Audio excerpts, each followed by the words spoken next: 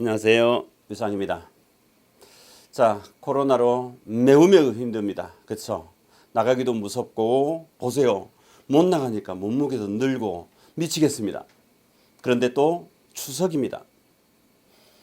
자, 코로나로 나다니지도 못하고 또 추석 연휴고 그래서 이럴 때는 푹 쉬어야 된다. 놀아야 된다. 이렇게 촬영을 했다가 다시 찍게 되었습니다. 우리가 수험생이고 또 제가 놀자 그러면 진짜 놀아버린 사람이 있게 마련이단 말이죠. 그러면 안 되잖아요. 그렇죠? 우리가 뭐라 그랬어요? 오늘 마시고 싶은 아이스 아메리카노를 마시지 말아야 된다라고 했습니다. 그게 욕망이라고 그랬습니다. 그렇죠? 그것과 끊어낼 수 있어야 된다. 연휴이기 때문에 수업이 없기 때문에 한 주 좀 쉽게 가자. 그러면 1년을 힘들게 공부해야 할 수도 있습니다. 그런데 이런 거 있어요. 이제 곧 본 발표가 있을 것이죠.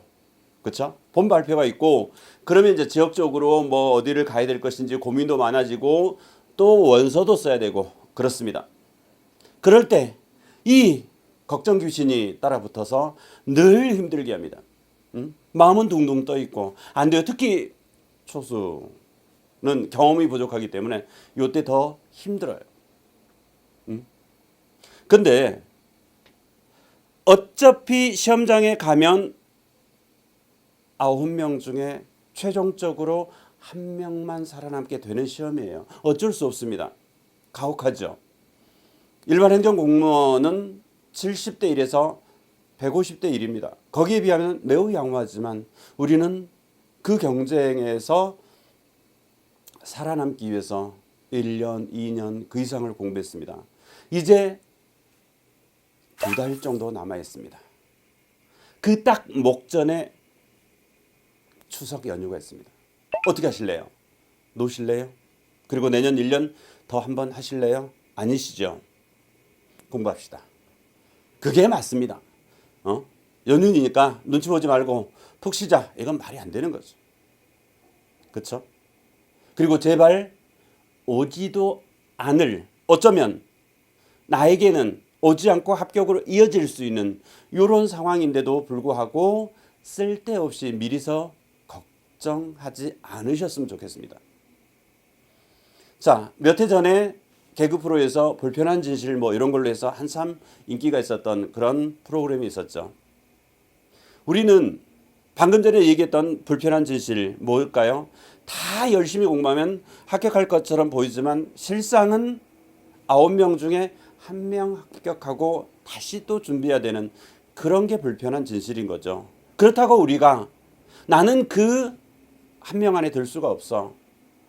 그렇게 생각하고 안 해야 합니까? 그럼 안 해야죠. 근데 지금 하고 있는 거잖아요. 그러면 그 1명 안에 들 수 있도록 온 힘을 다 모아야 되는 거죠. 그렇지 않겠습니까? 불편한 진실 얘기해 줄까요?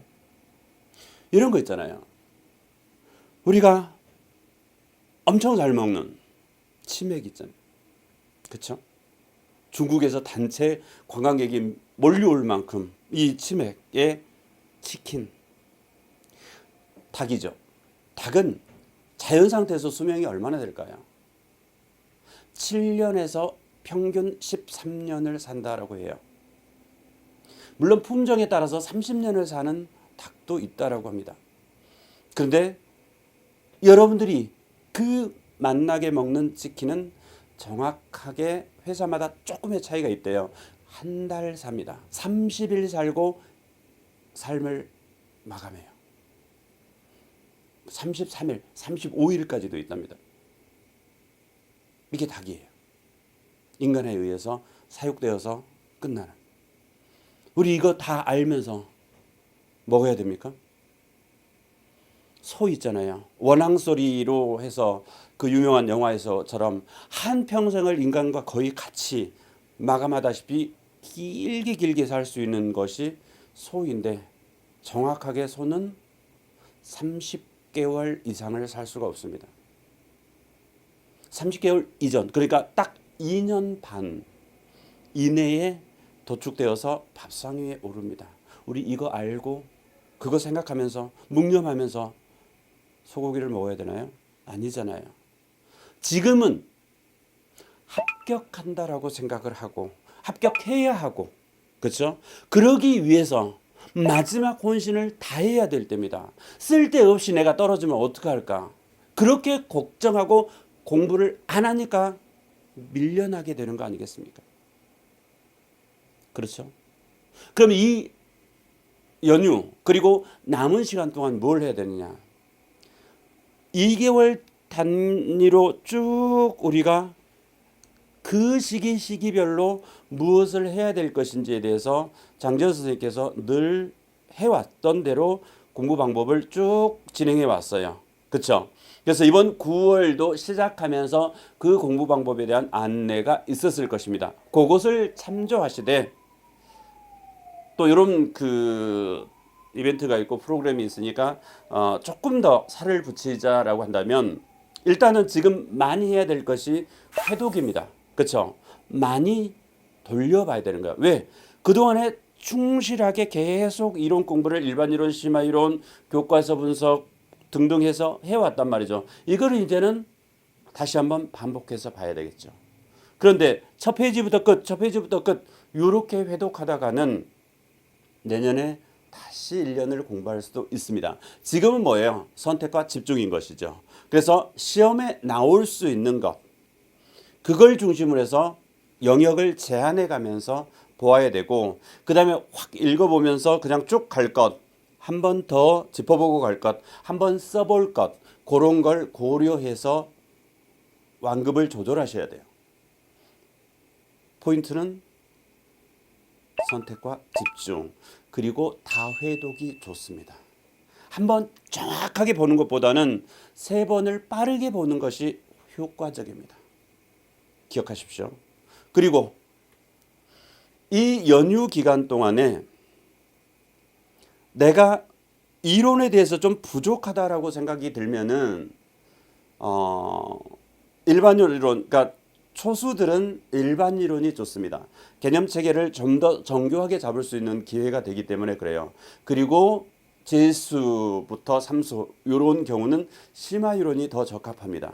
그래서 요 연휴 기간 동안에 수업도 없고 이러니까 그 이론 강의를 신청해서 빠르게 해당 영역을 듣는 것도 좋은 방법입니다.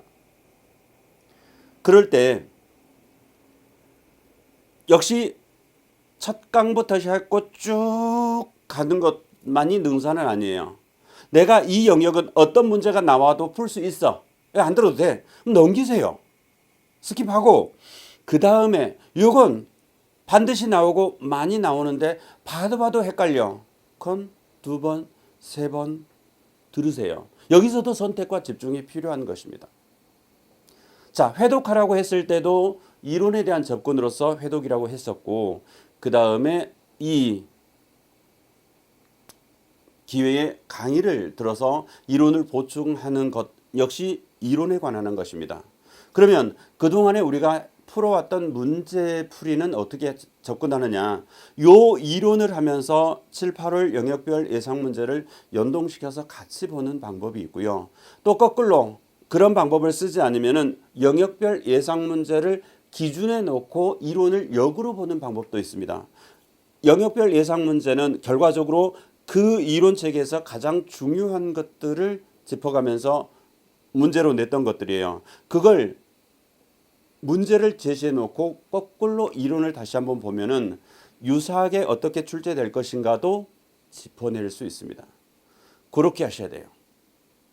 자, 그다음 지금 첨삭 채점이 되어서 올려지고 뭐 이렇게 되어 있는데 성적이 잘 안 나오죠.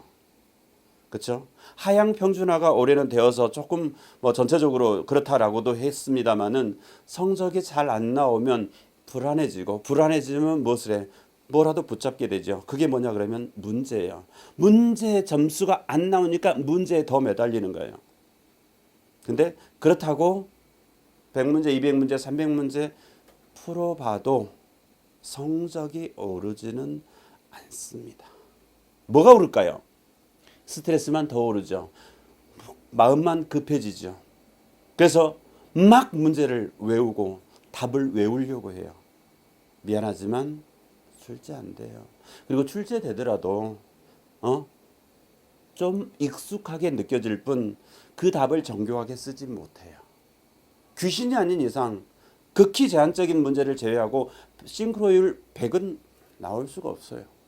그럼 유사하게 출제된단 말이죠. 뭐 50% 적중, 70% 적중, 30% 적중 이렇게 된단 말이죠. 그때 내가 그 문제의 답을 정교하게 쓸 수 있으려면 결국은 이론입니다. 이론을 잡아야 돼요. 문제 아무리 그렇게 많이 잡고 있어봐야 절대 시간 낭비입니다. 그래서 마지막으로 갈수록 문제 잡고 여기저기 문제 공유하고 문제 던져주고 던져받고 이런 식으로 하지 마세요. 그러면 안 됩니다. 그리고 스스로 영역을 확장해서 보지 마세요. 이 기회에, 이 연휴 기회에 책을 한 5권 사가지고 내가 봐야 되겠다. 내년 준비하는 거나 마찬가지입니다. 집토끼, 그 잡아놓은 집토끼가 잘 양육되어서 그것만으로도 충분합니다. 그런데 요거 빼놓고 요거 내가 알 것 같으니까 요거 빼놓고 요 다음에 것 무엇인지 그거 하다 보면 집토끼는 굶어 죽습니다. 경우에 따라서 밖에서 그렇게 헤매어서 산토끼 한 2마리 잡아올 수도 있겠죠. 그러나 이미 그 사이에 집토끼는 죽어 있습니다. 어떠시겠습니까? 이것 슬림화 시켜가면서 집중해서 요거에서 승부를 내세요. 이렇게 적중 많이 해주는데 뭐가 그렇게 더 확장을 하고 싶으십니까? 작년처럼 영화 문제 그거 맞고 싶으신가요? 그렇게 하면 그 안에 있는 다른 문제도 다 맞을 수 있는 줄 아세요? 그런 한두 문제를 맞을 수는 있어도 전체 점수는 확 떨어집니다. 계속 공부만 하라고 해서 미안한데 여러분들의 숙명입니다. 어쩔 수 없어요. 수험생이잖아요. 그렇죠? 자, 마지막으로 하나 더. 우리는 시험장에 가서 좋은 점수를 맞으면 되는 거예요. 그래서 점수라든가 이런 것들 관리 필요하고 좋은 점수 맞으면 좋은 지역에 응시할 수 있고 그리고 그것이 어느 정도 맞아요. 그러나 방금 전에 얘기했던 것처럼 시험장에서 성적 좋게 잘 나올 수 있도록 다지면 되는 거예요. 그래서 그 점수 때문에 스트레스 받지 마세요. 그리고 기회가 한 번 더 남았습니다. 11월 달 강의 놓치지 마세요. 11월 달 거. 수업은 딱 2주 이틀 있습니다. 거기에 이제 서울 직강 기준이 있죠. 그러니까 토요일에서 그래서 12월은 4주이지만 2주 정도는 여러분들이 최종 정리할 수 있도록 시간을 주니까 결국은 2주 이틀 수업인 거예요. 그러면 그 문제풀이 2번을 최종 모의고사 형태로 하게 될 텐데 그걸 꼭 들으라고 하는 것이냐? 그것만 있는 건 아니죠. 그럼 뭐가 있느냐?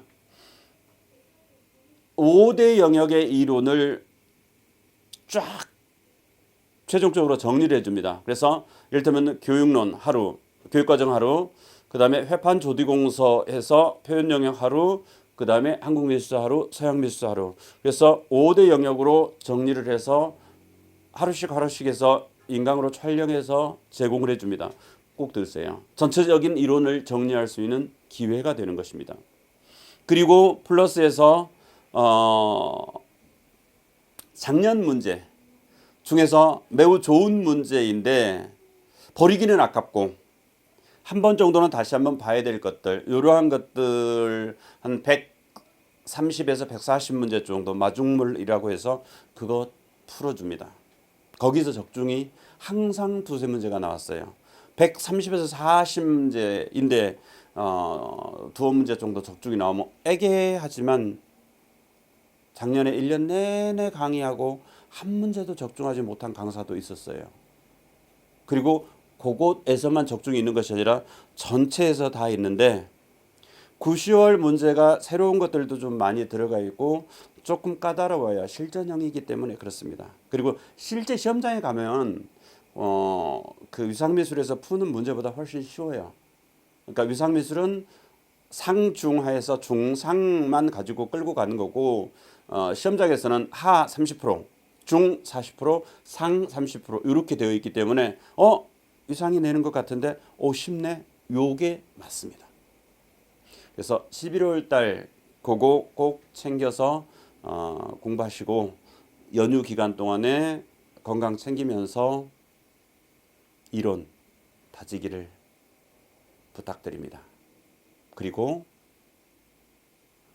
지금은 내가 합격한다라고 하는 그 환상 속에서 공부하시되 미친 듯이가 아니라 공부에 미쳐 있어야 됩니다. 이게 미치면 미친다라고 하는 불광불급 뭐 이런 그 용어로도 유명한데 미친 듯이는 흉내내는 거잖아요.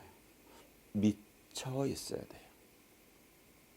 그리고 쓴웃음을 자아내는 사람이 있을 수도 있겠지만은 집중 안 되고 이럴 때는 엄마 사진 책상 앞에 이렇게 놓고 공부하세요. 미안해서라도 조금 더 앉아 있게 되고 그 조금 더 앉아 있는 것이 0.1점이라도 여러분들에게 점수로 플러스 됩니다. 그게 또한 합격입니다. 끝까지 여러분들이 합격하는 그 때까지 최선을 다해서 지원하겠습니다. 감사합니다.